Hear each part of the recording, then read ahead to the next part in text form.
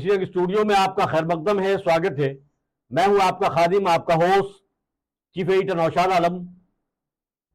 Decision studio से हम आपसे मुखातिब हैं। हमारे साथ स्टूडियो में परवेज साहब हैं। आपका बहुत स्वागत है परवेज साहब। अक्सर बेशतर हमारे साथ डिबेट में परवेज साहब मौजूद रहते हैं। एक अच्छे राजनीतिक और सामाजिक विश्लेषक हैं और बड़े खूबसूरत अंदाज में अपनी बातों को रखते हैं। आज हम बात करेंगे जहांगीर खान, जो मगरबी बंगाल के टीएमसी के उम्मीदवार थे, उस पर आज हम एक तफसीली रिपोर्ट और एक तज्जियाती रिपोर्ट, एक बहुत शानदार विश्लेषण जो कुछ हो रहा है मुस्लिम कम्युनिटी के साथ और जिस तरह से प्रशासन इस देश का कठपुतली बनकर के सरकार के इशारों पर काम कर रहा है, उस पर हम एक शानदार विश्लेषण आपके सामने रखेंगे। हेडिंग ये है, जहांगीर खान की पुलिस ने फिर परेड कराई। मगरबी बंगाल हुकूमत और पुलिस टीएमसी के साबिक मेंबर असेंबली की जानबूझकर तजलील कर रही है, उन्हें जलील कर रही है, उन्हें बेइज्जत कर रही है और सड़कों पर एक बार नहीं दूसरी बार घुमाया गया और रस्सियों से जकड़कर कान पकड़कर माफी मांगने पर मजबूर किया गया। ये पूरी सच्चाई और हकीकत है। मगरबी बंगाल पुलिस ने जहांगीर खान को एक हफ्ते में दूसरी बार परेड कराई है।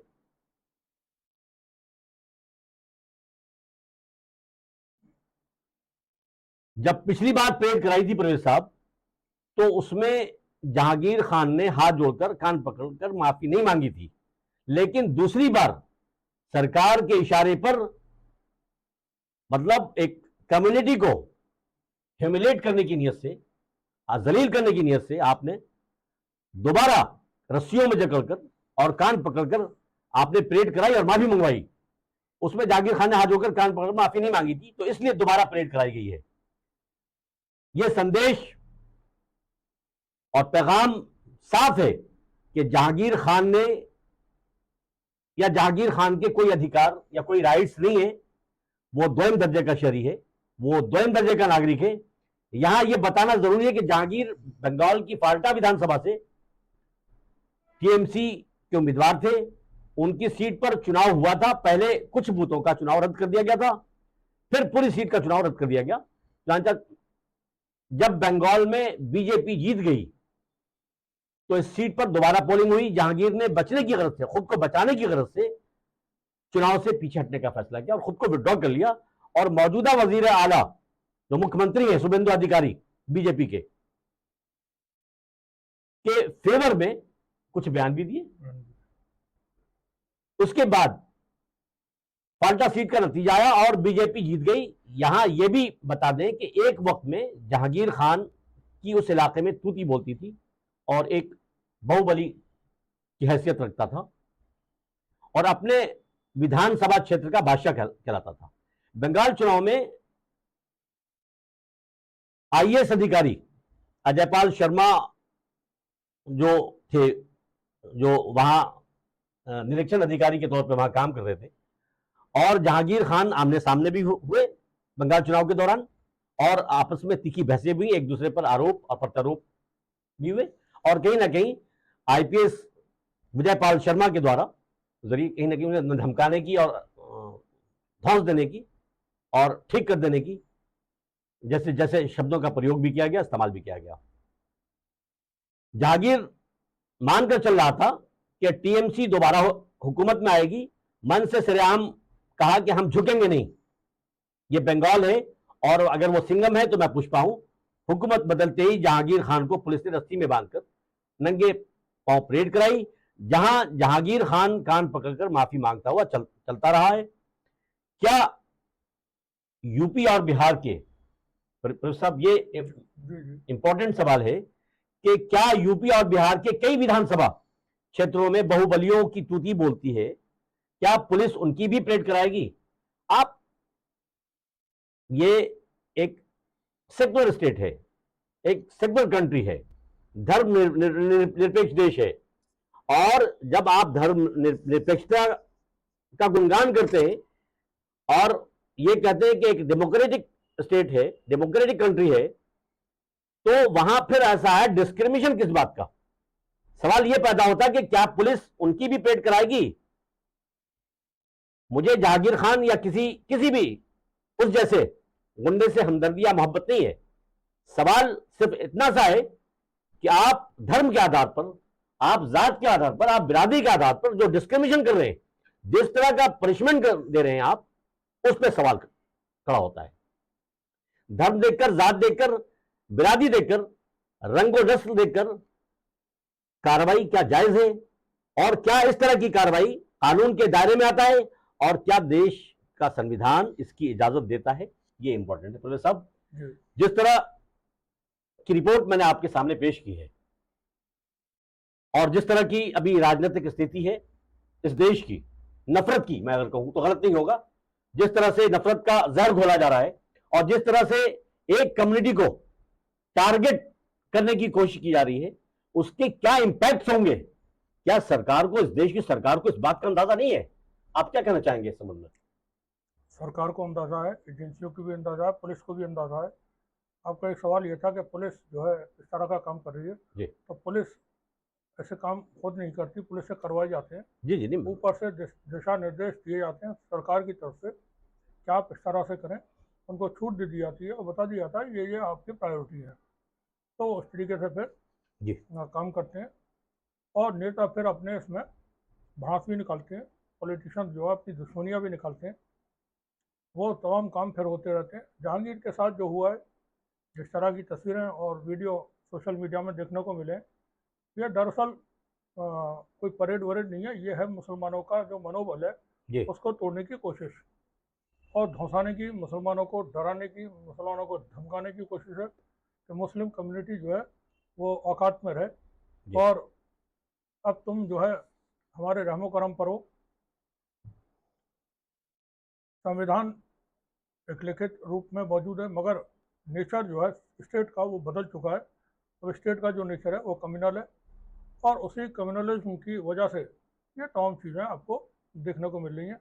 अब बात है इम्पैक्ट की, तो इम्पैक्ट जो है वो तो मैं मुस्लिम कम्युनिटी से कहूँगा कि आप सब्र कायम रखें, सब्र का दामन न छोड़ें, और उत्तेजित ना हो किसी के भड़काने में माफी, किसी के भड़काने में, किसी के चढ़ावे में ना आए और किसी तरह की प्रतिक्रिया न दें। लेकिन वेस्ट बंगाल, इससे हम बात कर चुके पहले भी, ये सरहदी राज्य है, इसकी सरहद बांग्लादेश और म्यांमार से मिलती हैं। बांग्लादेश में पाकिस्तान की खुफिया एजेंसी ISI, CIA, चाइना, तुर्की की एजेंसियां वो सब एक्टिव रहती हैं, मौजूद रहती हैं। मौजूद तो हमारी भी रहती है, यहाँ से राव वगैरह, IB वगैरह, लेकिन वो ज़्यादा दखल रखती हैं। ऐसे ही म्यांमार में अब यहाँ जैसे जमात इस्लामी है तो वो उससे डर है, ISI से डर है कि वो बांग्लादेश के, बंगाल के मुसलमानों को या अपने यहाँ से बांग्लादेश से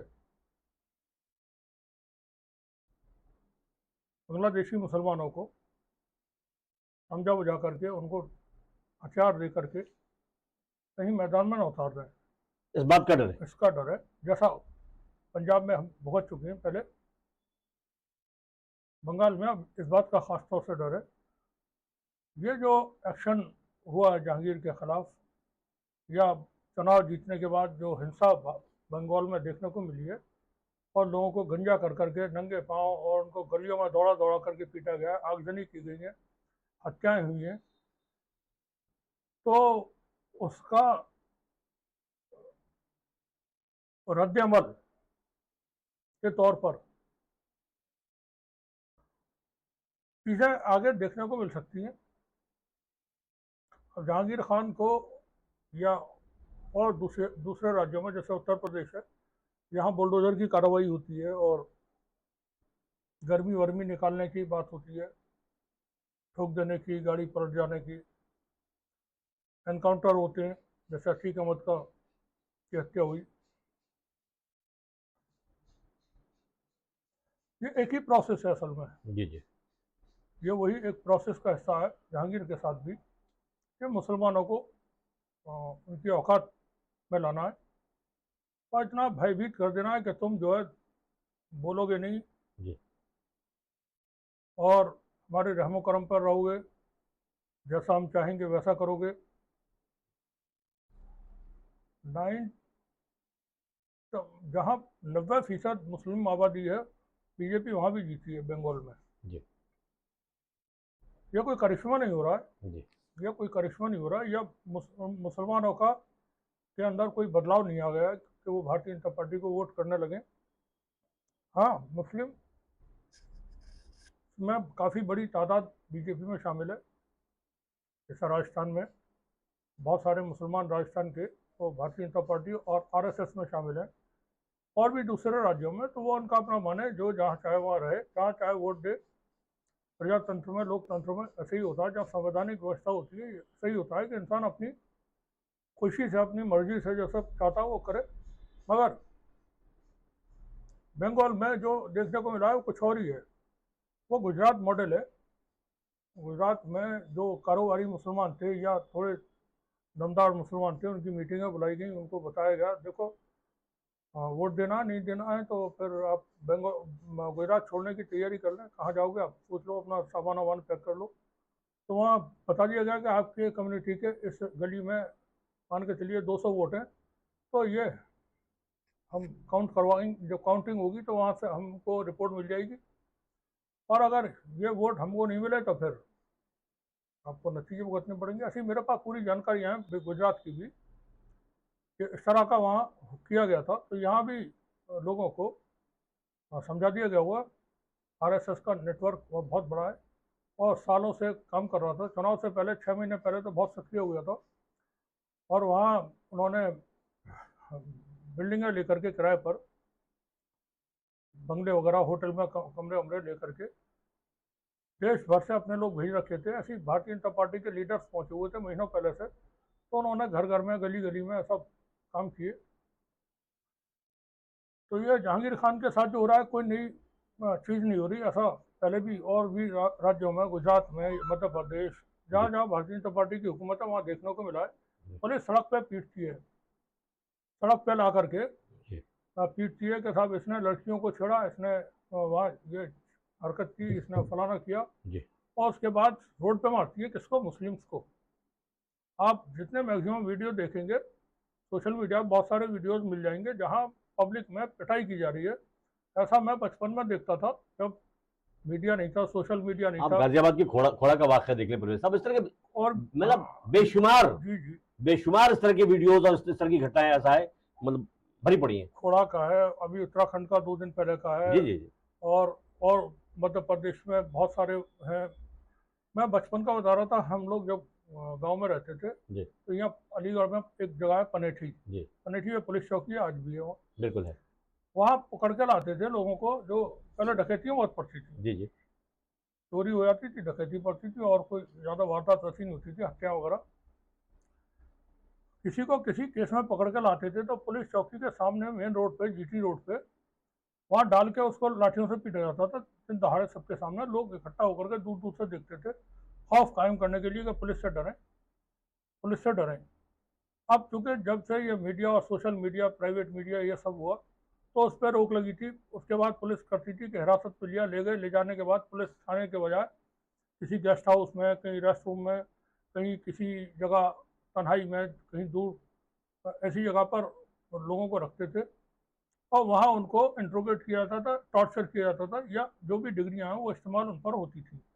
अब तो बीच चौराहे पर, सड़क पर दिन दहाड़े लाठियों से पिटाई करते हुए ले जाते हैं। ये इसलिए हो रहा है कि कानून का जो मामला है वो ढीला है। अगर अदालतें ऐसी वारदात पर, अगर किसी ने कोई क्राइम किया है तो क्राइम अलग बात है, मगर आप तो क्राइम नहीं करोगे, उसके एवज में आप क्राइम नहीं कर सकते। जिसने क्राइम किया उसको सजा देगी अदालत। एग्जैक्टली। अब पुलिस सजा नहीं दे सकती, पुलिस जजमेंट नहीं और कर फिर उनके सकती। लिए जेल की काल कोठरियां हैं साहब, अब पुलिस न्यायालय सजा तय करे। पुलिस जजमेंट नहीं कर सकती किसी भी मामले का। अब तो एट द स्पॉट, जैसा फिल्मों में कहते थे ना, वो फौरन वहीं स्पॉट पे वो फैसला होना चाहिए। तो रात में कोई हत्या होती है, सुबह को उसका घर गिरा दिया जाता है, ये कह करके कि अवैध जमीन पे बना हुआ था, सालों साल वो बना रहा, आपको पता नहीं था, और अचानक से आपको ज्ञान हासिल हुआ कि ये कोई वारदात हो जाने के बाद आपको ये ज्ञान प्राप्त हुआ कि ये अवैध बना हुआ है, इसलिए गिरा दो उसको। तो मुसलमान इन चीज़ों से भयभीत है, डरा हुआ है। इलाहाबाद में स्टोन पेल्टिंग वगैरह हो गई थी 2 साल पहले, उसमें आपने देखा बरेली में तौकीर रजाना जो किया, उसके बाद जो वहाँ जो चीज़ें हुई आई लव मोहम्मद वाले में, तमाम लोगों के मकान गिरा दिए गए, 2000 से ज़्यादा लोगों के खिलाफ उसमें मामला दर्ज हुए और वो सब भुगत रहे हैं। तो इस तरह से एकदम से कहना चाहिए रीढ़ की हड्डी तोड़ देने की कोशिश है कि इनको क्रश कर दो, और ये जो है बिल्कुल इनसे मामला ऐसे कर दो इनके कि ये सर उठाने के लायक भी न, उठाना तो छोड़े, किसी तरह का कोई रसिस्ट करने की इनके अंदर कोई कुव्वत न बचे। जी जी। और एक चीज़ और हो रही है नौशाद साहब, क्योंकि सवाल आपने बहुत अहम किया, आज का ये टॉपिक जो है जी जी। उसमें एक चीज़ और हो रही है, मुसलमानों को इस हद तक धमकाने की कोशिश हो रही है कि मुसलमान विरोध न करें बल्कि विद्रोह करें। जी जी बिल्कुल। विरोध न करें, आप उस कगार पे लाके खड़ा करना चाहते हैं विद्रोह कि करें, मुसलमान जो है विरोध न करे, विद्रोह करे, फिर हम इनको ठीक से ठिकाने लगा देंगे, जेनोसाइड करेंगे, जैसा शुभेंदु अधिकारी ने कहा है कि बिल्कुल खत्म बना देंगे। जो भी है तो सब एक सवाल मेरे ध्यान में है। जी। सवाल ये पता नहीं होता प्रदीप साहब, शायद ही मुल्क की किसी रियासत में, किसी राज्य में जनता के द्वारा चुने गए जो नेता, शायद ही जनता के द्वारा चुना गया कोई नेता या लीडर जिसके साथ इस तरह की हरकत और गुंडागर्दी की जाती रही हो या की जाती हो। मगरबी बंगाल पुलिस की मुज़ाहराखेज दावा कर रही है कि क्राइम सीन को दोबारा दोहराने के लिए जहांगीर खान की परेड कराई जा रही है। शायद मुल्क की तारीख में, इतिहास में किसी रकम को या किसी ऐसे अवैध उसूली के इल्जाम में क्राइम सीन को दोबारा बनाने के लिए या दोहराने के लिए इस तरह की हरकत कराई जाती हो।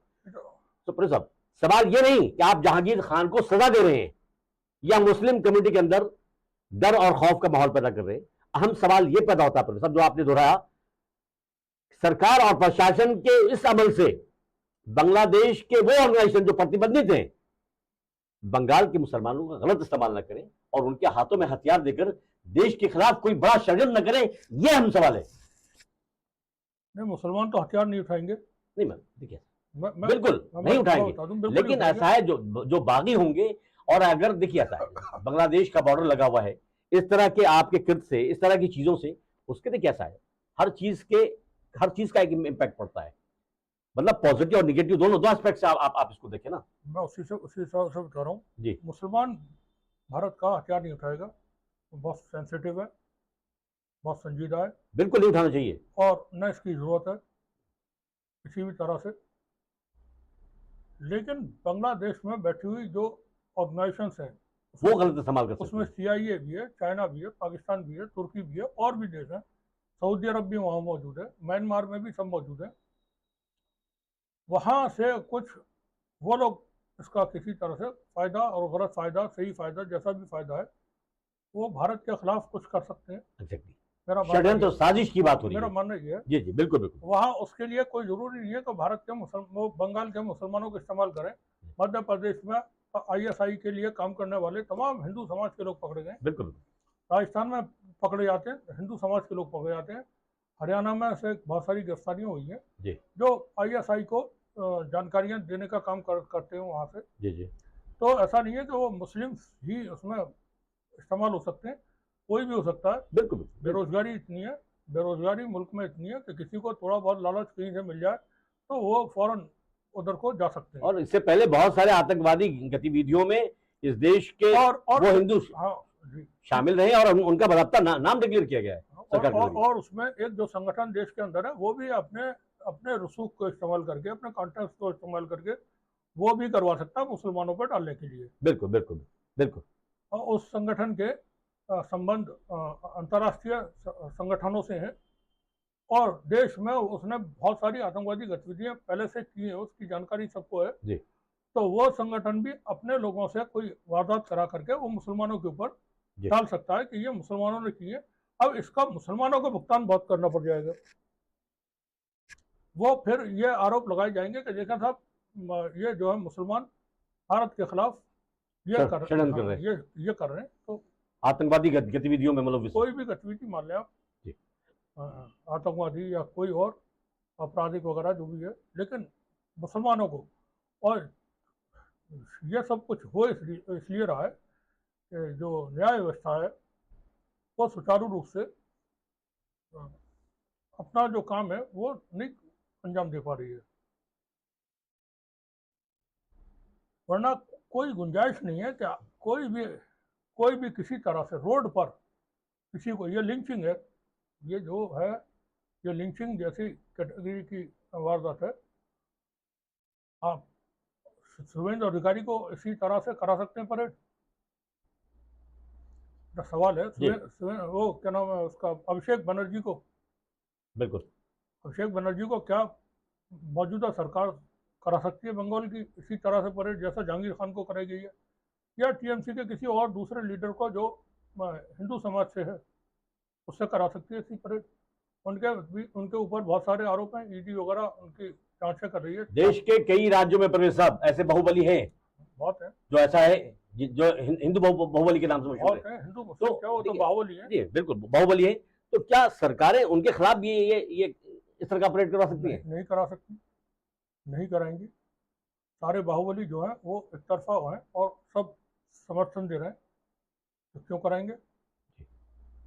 जब वो सब सरकार के साथ खड़े हुए हैं तो देश का कानून सबके लिए बराबर है या कानून लिखा पढ़ी भी तो बराबर है, लेकिन जैसे फिल्मों में अलग होगा अलग कि किसने बताया तेरे को कि कानून हद में काम करता है? किसने बताया तेरे को कि कानून जो है हद में काम करता है? हम ये कहें साहब कि कानून अंधा होता है? अंधा ही समझ ले, बहरा समझ ले, गूंगा समझ ले, कुछ भी समझ ले, कानून मनमानी करता है। जिनके हाथ में कानून की व्यवस्था है, कानून का पालन कराने का काम है, जो जिम्मेदार लोग हैं वो मनमानी भी करते हैं। वरना एनकाउंटर कैसे होंगे? एनकाउंटर कैसे हो सकते हैं? मनमानी है ये। आप ये समझ लें क्राइम ही नहीं हो सकता अगर ऑफिसर्स चाहें। जिसकी जो कहीं बड़ी रंजिश है, किसी की जानी दुश्मनी चल रही है, वहाँ तो कोई हैपनिंग हो सकती है, लेकिन क्राइम नहीं हो सकता कि लूट हो गई, डकैती पड़ गई, ये हो गया वो हो गया। तो कोई गुंजाइश नहीं है। साहब आपके पास इतना बड़ा तंत्र होता है, कैसे हो सकता कोई होता? सबसे बड़ा सवाल ये पैदा होता है कि देश के संवैधानिक पदों पर बैठे वो संवैधानिक लोग आखिर कर क्या रहे हैं? सवाल यह पैदा होता है कि अगर जहांगीर खान के मामले में अगर बंगाल की सरकार के इशारे पर वहां की प्रशासन खुलेआम इस तरह का कृत्य करती है, मुझे में वो किसी भी जात का हो सकता है, किसी भी धर्म का मानने वाला हो सकता है, लेकिन कानून के दायरे में अगर इस तरह की सजा दी जाएगी तो यकीनन वो देश के संविधान के लिए और देश के लोकतंत्र के लिए और इस देश की अस्मिता के लिए, एकता और अखंडता के लिए नुकसानदेह और हानिकारक है। प्रभु साहब, संविधान को मैं देश के प्रधानमंत्री से अनुरोध करता हूं कि आपने सबके साथ की बात की थी, सबके विकास की और सबके विश्वास की बात की थी। आपके सीने में भी एक छोटा सा दिल है। आप यकीनन इस देश के प्रधान सेवक हैं। आपके इर्द गिर्द जो लोग बैठे हुए हैं वो अच्छे लोग नहीं है। और मैं थोड़ा सा इस तरह की घटनाओं से देश, आपने प्रधानमंत्री जी से अपील की है, मैं थोड़ा सा रोकते हुए आपको बीच में कहूंगा जी। प्रधानमंत्री के कहने पर ही तो शुभेंदु अधिकारी मुख्यमंत्री बने हुए। शुभेंदु अधिकारी कैमरे में पैसा लेते हुए उनके वीडियो मौजूद हैं और उनके ऊपर आरोप है, नादा शादा जो कांड हुए थे सब। दूसरे, अभी उन्हीं का तो बयान था कि 17 करोड़ मुसलमानों के साथ वैसे ही करें जैसे 100 करोड़ भारतीय जैसा गाजा में इसराइल ने किया था। इसराइल ने किया। उसके बावजूद प्रधानमंत्री मोदी ने उनकी पीठ पे हाथ रखा। ठीक है प्रवीण साहब, मैं मानता हूं। मेरी बात होना था जी। प्रधानमंत्री ने पीठ पे हाथ रखा। प्रधानमंत्री ने इन तमाम जो चीजें हो रही हैं उनका समर्थन किया एक तरह से। उनके लिए करप्शन कोई बुरी बात नहीं है, उनके लिए किसी को जेनोसाइड करने की धमकी देना कोई बुरी बात नहीं है। मैं प्रधानमंत्री को भी कह रहा हूँ, उनके लिए कोई बुरी बात नहीं है, वरना इस तरह के शख्स को आप सीएम नहीं बनाते। आपने खुद सीएम बनाया तो आपकी रजामंदी है कि आप जो चाहें करें। अब अधिकारी का अधिकार है जी। वो जहांगीर खान को मुर्गा बनवाएं या बकरी बनवाएं। प्रवीण साहब, या हम जहां बैठे हुए, देखिए ऐसा हमारा ये दायित्व है, हमारी जिम्मेदारी बनती है कि हम ऐसा इस प्लेटफॉर्म से सवाल खड़े करें। अगर इस देश के प्रधान सेवक हैं तो हम उनसे कह सकते हैं, हम उनसे रिक्वेस्ट कर सकते हैं, और ये उनका दायित्व बनता है कि जब आपने सबके साथ की बात की, सबके विकास की बात की, सबके विश्वास की बात की, विपक्ष ही नहीं सुन रहे। नहीं देखिए सुन तो ले, मेरी बात तो सुन ले, आप जोश में ना। हम तो देखिए, हम तो प्रश्न खड़े करेंगे। मेरी बात तो सुन ले, आप अपनी बात कहें, हम तो यहाँ से प्रश्न खड़े करेंगे। प्रवीण साहब मेरी बात तो सुन ले जी, आप कहें अपनी बात कहें। पूरा देश का विपक्ष उनसे बहुत सारी बातें कहता है, विपक्ष से मिलते नहीं। साउथ इंडिया से, कर्नाटक वगैरह से किसान आते हैं, पार्लियामेंट के सामने दंगे हो जाते हैं जी। जैसे संसद भवन से जो रास्ता है जंतर मंतर से ऊपर का, वहाँ वो मादर जात नंगे होकर के महिलाएं और पुरुष प्रदर्शन करते हैं। दिल्ली, देश की राजधानी दिल्ली में, वो उनसे भी नहीं मिलते। जी। किसान बैठे रहते हैं 13 महीने तक दिल्ली की सरहद पे। 700 से ज़्यादा किसान उसमें शहीद हो जाते हैं। प्राइम मिनिस्टर मोदी उस वक्त तक किसानों की मांगें नहीं मानते जब तक कि यूपी के चुनाव सर पर नहीं आ जाते। जब वो देख लेते हैं कि चुनाव में नुकसान हो जाएगा तो फिर हमने कानून वापस ले लिए, तीनों कानून। CNRC का सब कुछ होता है, कोई सरकार की तरफ से ये तो कहा जाता है कि गोली मारो सालों को, और बटन ऐसा दबाना कि शाहीन बाग तक इसका झटका महसूस हो। तो प्रधानमंत्री नहीं सुन रहे, नहीं सुनेंगे वो, उनको काम बहुत है। अभी फ्रांस में है इस वक्त, स्लोवाकिया में थे, अब फिर जाने वाले हैं आने के बाद न्यूजीलैंड, ऑस्ट्रेलिया वगैरह 3-4 देशों में। तो उनके पास विदेशों में बहुत काम है। यहाँ देश का काम तो चल ही रहा है, जैसे भी चल रहा है, सब लोग हैं सरकार के, वो चला रहे हैं। मेरा कहना यह है कि यहाँ जो कुछ है, जो भी कुछ हो रहा है, अब जैसे RSS से पेपर मांगे गए, आपके सवाल का जवाब दे रहा हूँ मैं यहाँ, जो आपने कहा प्रधानमंत्री से। तो RSS ने कहा कि 100 साल में तो हमसे कभी किसी ने कागज नहीं मांगे। और RSS ऐसा संगठन है जो सरकार से वो नहीं लेता अनुदान, और हम नहीं बताएंगे। सरकार को अनुदान देता है, देता नहीं है? देता नहीं है, सरकार से अनुदान लेता नहीं है। और मेरा कटाक्ष है प्रवीण साहब, सरकार से RSS अनुदान लेता नहीं है, देता है। नहीं, ना देने की जरूरत है ना उसे लेने की। अब तो उसका राज है ना, तो सारी चीजें उसकी अपनी है, जैसे चाहे वो इस्तेमाल कंट्रोल में। अब सवाल ये था कि आप अपने पेपर दिखा दें कहाँ से पैसा वैसा मिलता है, ये तमाम चीजें जी। तो उन्होंने वीडियो में कहा है कि हम नहीं करेंगे, नहीं दिखाएंगे।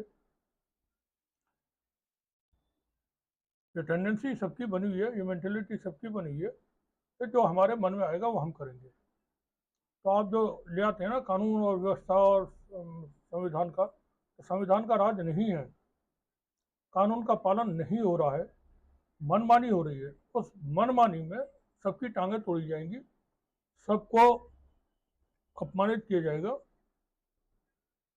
और मैं ये देख रहा हूँ कि जो मुसलमान ये सोच करके बैठे हुए हैं, जैसे कल असदुद्दीन ओवैसी की एक सभा थी इधर बहराइच में, उसके बाद मुस्लिम समाज की बहुत सारे लोगों के मैंने ट्वीट देखे, वो ऐसी को अभी से ही गालियाँ बकना शुरू कर दिए चुनाव में, जबकि अभी टाइम है। मुस्लिम समाज के लोग यह सोचने का वक्त है मुसलमानों के लिए खास तौर से जी। और सोचने का वक्त है उन लोगों के लिए जो देश से मोहब्बत करते हैं। बिल्कुल बिल्कुल। और जो हिंदू समाज के बहुत साफ सुथरे सेकुलर लोग हैं, उनको सोचने का वक्त है, जो देश से मोहब्बत करते हैं। देश से मोहब्बत करते हैं।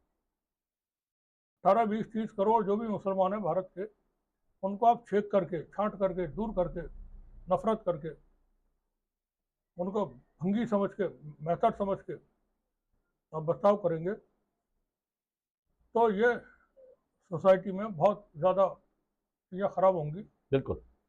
और देश की तरक्की में भी रुकावट बनी रहेगी। आप इतनी बड़ी कम्युनिटी को एक तरफ करके उनके साथ अमानवीय व्यवहार अपना करके देश आगे नहीं बढ़ सकता, तरक्की नहीं कर सकता। सही पता नहीं। देश आगे नहीं, बहुत नुकसान होगा।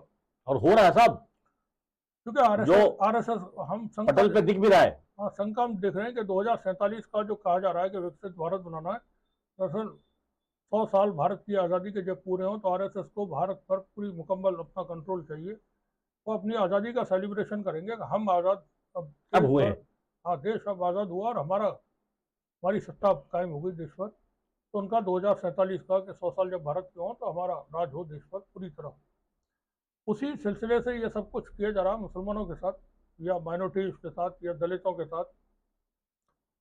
ये सोचने का वक्त है और जो लोग जिम्मेदार हैं विपक्ष के भी और संवैधानिक जो पदों पर बड़ी जगहों पर बैठे हुए हैं, वो इंसाफ पसंद बने, इंसाफ से काम लेने वाले बने और इंसाफ कायम करें।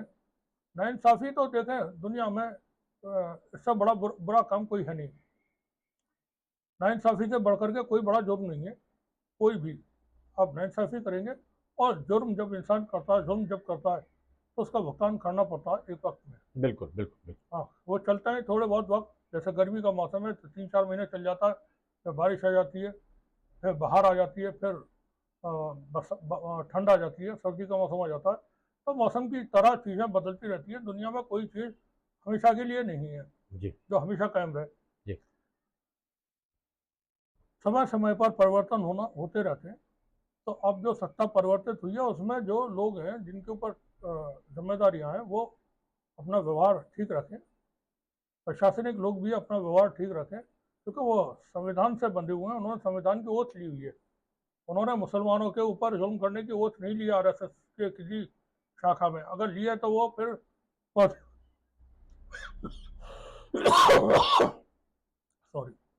पद पर बने रहने के लायक नहीं है। जी, खत्म कर लें। प्रवेश साहब, अगर देशभक्ति यह है, भक्ति नहीं होती, प्रेम। देशभक्ति या देश प्रेम? भक्ति जो है अलग चीज है, प्रेम अलग है। नहीं, भक्ति देखिए ब्लाइंडनेस है, प्रेम अलग है। अगर देशभक्ति ये है कि आप सबके साथ की, सबके विकास, सबके विश्वास की बात करें और ऐसा है आप अपनी कथनी और करकनी में अंतर आ जाए। मैं आपको रोकूंगा जी। मैं कहूंगा भक्ति नहीं, देश प्रेम होता है। देश की भक्ति नहीं की जाती, नेता की भक्ति नहीं की जाती। नेता से प्रेम कर सकते हैं। भक्ति की जाती है किसी जैसे कोई भगवान है, ईश्वर है, उनकी भक्ति आपको, फिर उस पर अलग बात हो जाएगी। प्रेम, देश प्रेम। मैं इसे कंक्लूड करता हूं प्रवेश साहब।